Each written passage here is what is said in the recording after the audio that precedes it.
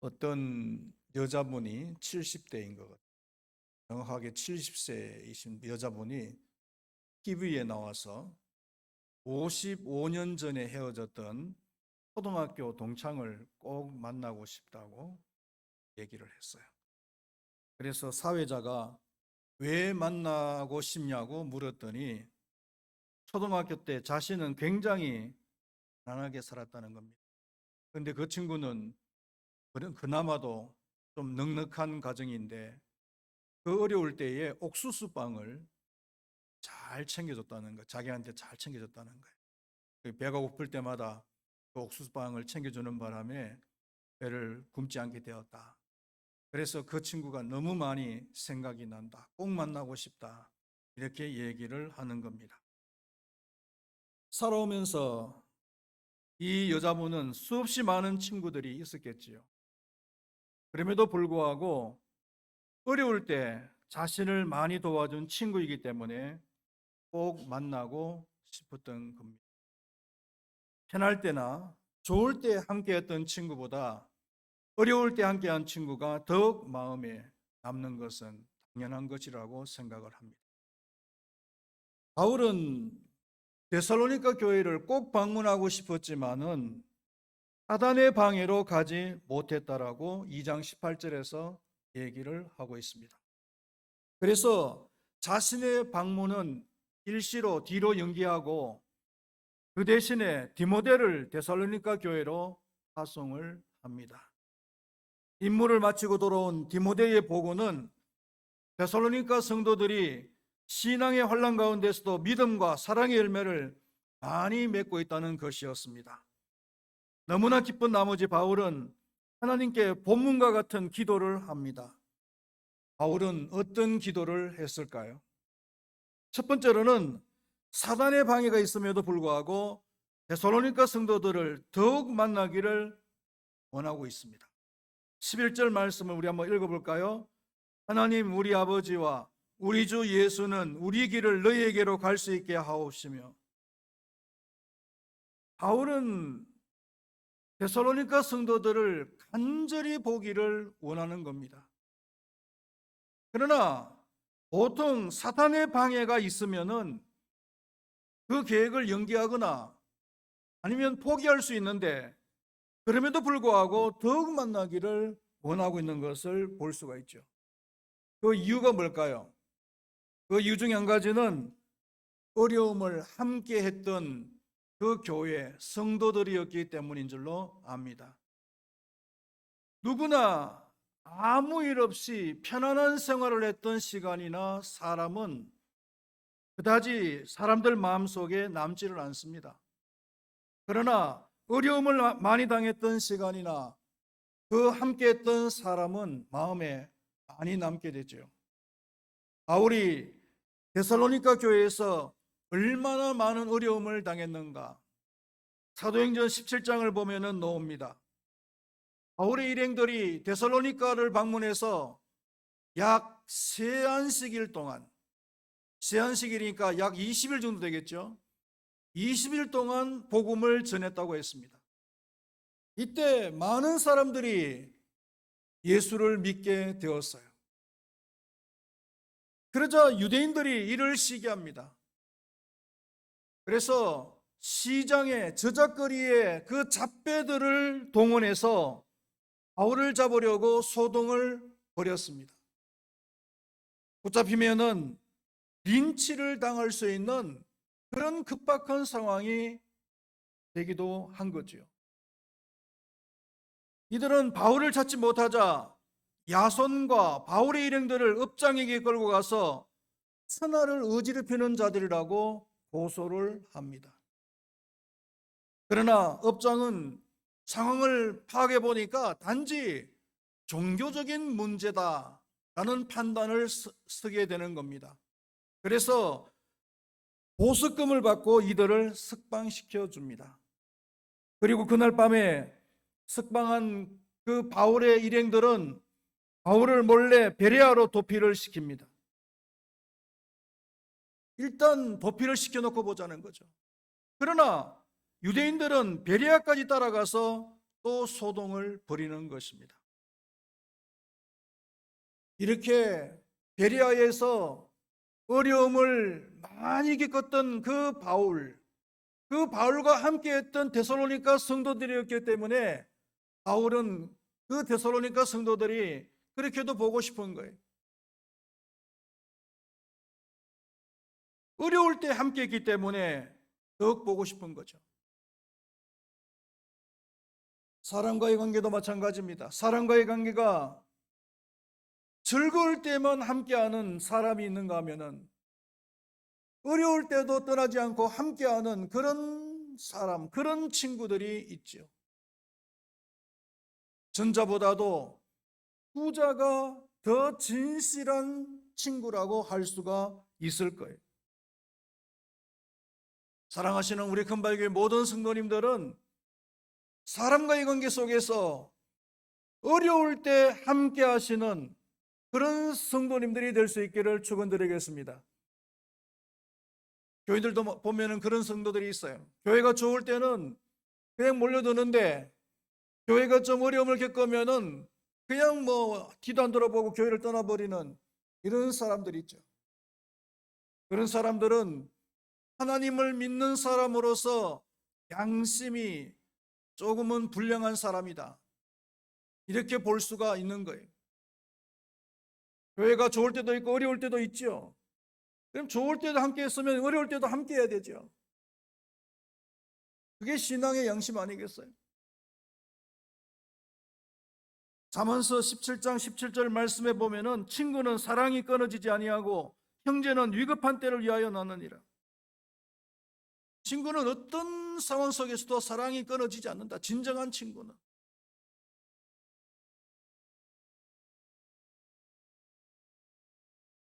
하나님은 우리가 어려움을 처했을 때 함께 하시는 분이시라고 성경 여기저기에서 말씀하고 있죠.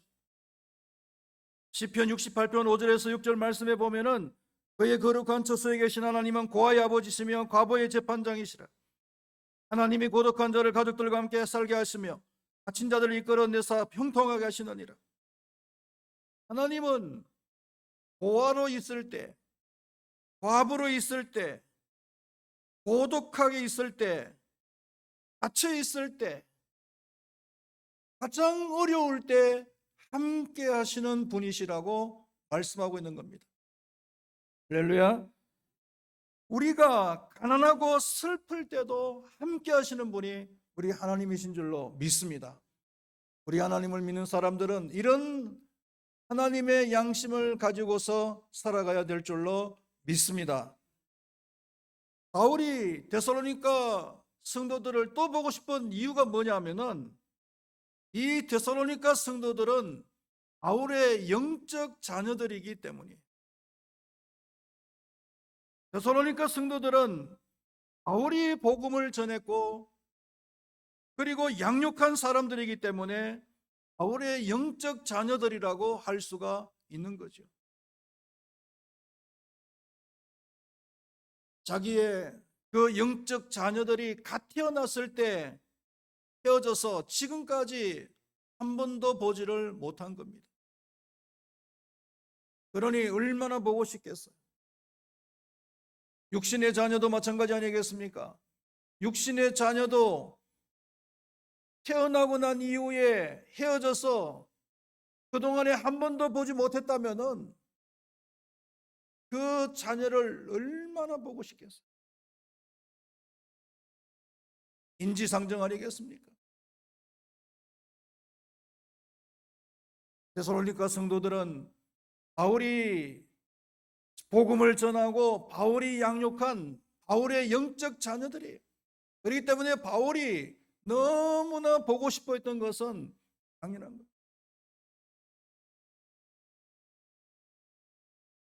두 번째 기도 제목이 뭐냐면은 데살로니가 성도들의 사랑이 더욱 넘치기를 원하는 기도를 했어요. 12절 말씀을 우리 한번 다 같이 읽어볼까요? 또 주께서 우리가 너희를 사랑한 것 같이 너희도 피차간과 모든 사랑에 대한 사랑이 더욱 많아 넘치게 하사. 데살로니가 성도들은 사랑이 많은 성도들이었어요. 그 증거로 바울이 이 데살로니가 전서를 시작하면서 1장 3절 말씀에 보면은 그 데살로니가 성도들에 대해서 칭찬을 할 때 이렇게 칭찬을 하죠. 믿음의 역사와 사랑의 수고와 소망의 인내를 가졌다.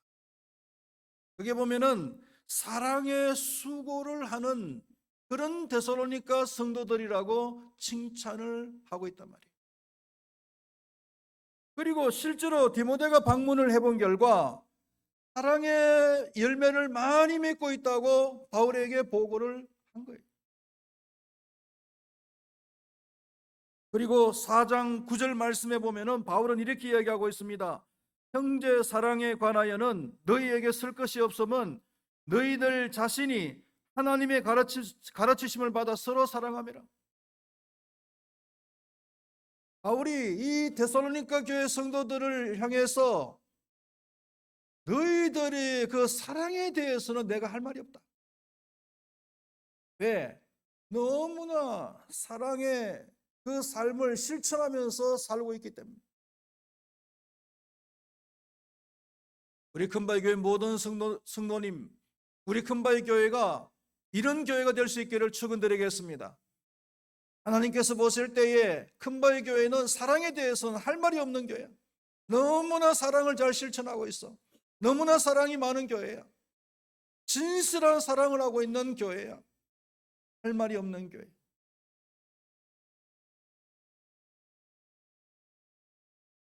그럼에도 불구하고 바울은 데살로니가 교회 성도들이 사랑이 더욱 많아서 넘치게 되기를 기도한다 그랬어요.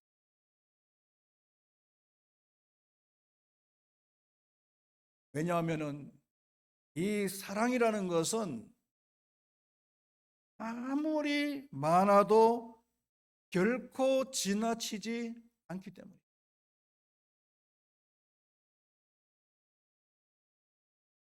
교회나 성도들이 사랑이 없어서 탈이지 사랑이 너무 많아서 탈인 경우는 없는 거죠. 세상에는 많아서 탈이 되는 것도 있긴 있어요. 돈이 많이 있으면 탈이 될 수도 있어요. 돈의 맛을 알아버리면 사람이 교만해지고 그리고 타락합니다. 부패해요. 지식이 많으면요, 너무 많으면은 또 문제가 발생하는 거예요. 내가 가지고 있는 지식하고 그리고 현실하고 괴리가 나타나 버려요. 괴로움이 많을 수가 있어요. 번민이 많을 수가 있어요. 갈등이 많이 있을 수가 있어요.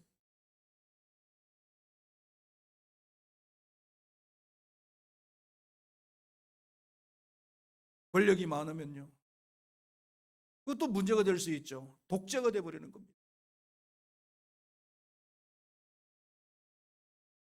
그러나 사랑이라는 거는요, 아무리 많아도 탈이 안 생겨요. 바다익선이에요. 성도들에게 사랑이 없으면 아무것도 아니잖아요. 요한일서 3장 18절에서 자녀들아 우리가 말로 여러만 사랑하지 말고 오직 행함과 진실함으로 하자, 이렇게 사도 요한은 우리에게 권면을 하고 있습니다. 형식적으로나 보이려고 하는 사랑이 아니라 진실한 사랑. 우리 금발교회 모든 성도님들은 진실한 사랑이 풍성한 그런 삶을 살아갈 수 있기를 축원드리겠습니다. 그리고 세 번째 기도 제목이 뭐냐면은 예수님께서 재림하실 때 거룩함에 흠이 없기를 기도한다 그랬어요. 13절 말씀을 우리가 다 같이 읽어보겠습니다. 너희 마음을 굳건하게 하시고 우리 주 예수께서 그의 모든 성도와 함께 강림하실 때에 하나님 우리 아버지 앞에서 거룩함에 흠이 없게 하시기를 원하노라. 여기서 바울의 영적 상태를 우리가 조금은 알 수가 있는데요, 죄라는 것이 하나님과의 관계에서 생각할 수 있는 거잖아요. 하나님과의 관계에서 조금만 이상이 있어도 그것이 죄라는 겁니다. 흠, 흠이 조금만 있거나 점이 있어도 그것이 하나님과의 관계에서는 죄라는 거예요.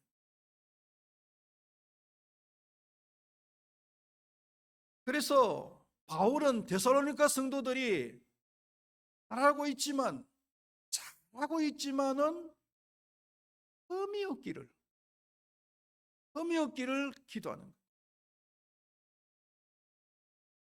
이것은 우리 하나님을 믿는 모든 성도님들이 추구해야 될 궁극적인 삶의 목표가 되어야 될 줄로 믿습니다. 우리들의 삶의 목표는 거룩성이 60점이 아닙니다. 60점은 운전면허증 딸 때 필요한 점수고, 요즘 60점 맞습니까? 제가 운전면허증 딸 때 62점으로 합격했거든.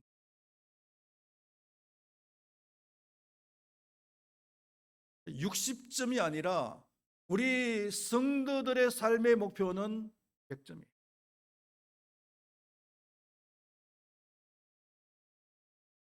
물론 우리는 100점짜리 인생을 살 수는 없죠. 완벽한 인생을 어떻게 살 수가 있겠습니까? 그러나 100점짜리 인생을 살 수는 없다 할지라도 100점짜리 인생을 살려고 노력하다 보면은 그만큼 죄를 덜 짓게 되는 거예요.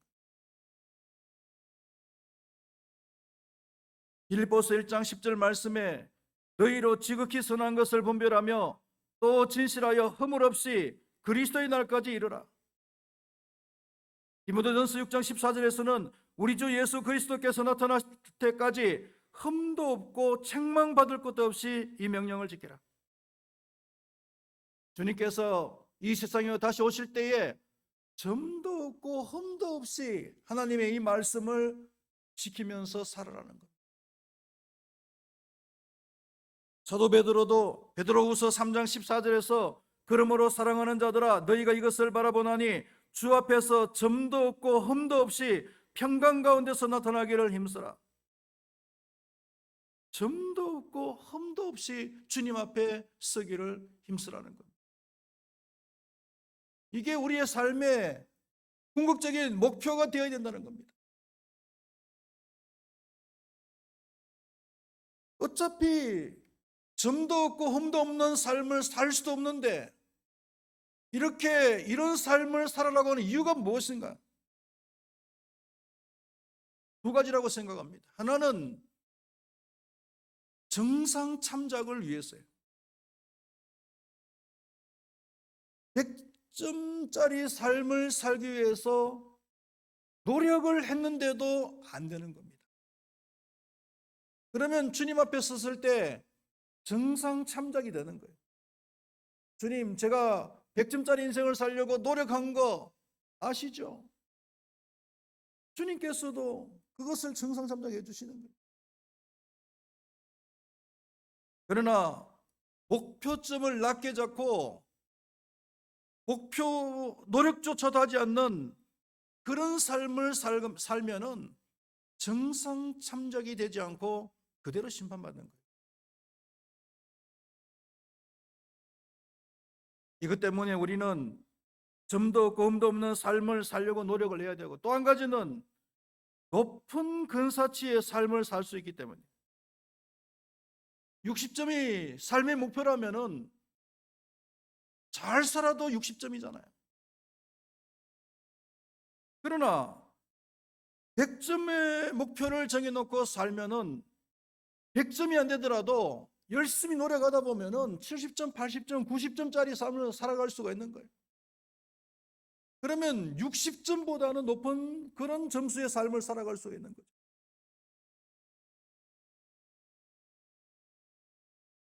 더 많은 점수를 얻을 수가 있다는 겁니다. 우리의 삶의 목표는 점도 없고 흠도 없는 거룩한 삶을 사는 거예요. 주일 성수만 해도 그렇습니다. 주일 성수 1년 52주에 뭐 한 서너 번 빠지면은 뭐 90% 이상 참석하는 거니까 잘 참석한 거지. 이게 아니에요. 주일 성수는 주일이니까 우리가 하나님 앞에 온전히 드리기 위해서 완벽하게 주일 성수를 하려고 노력을 해야 되는 거죠.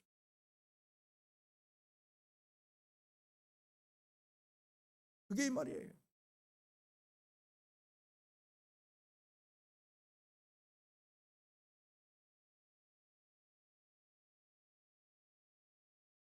말씀을 맺으면은요.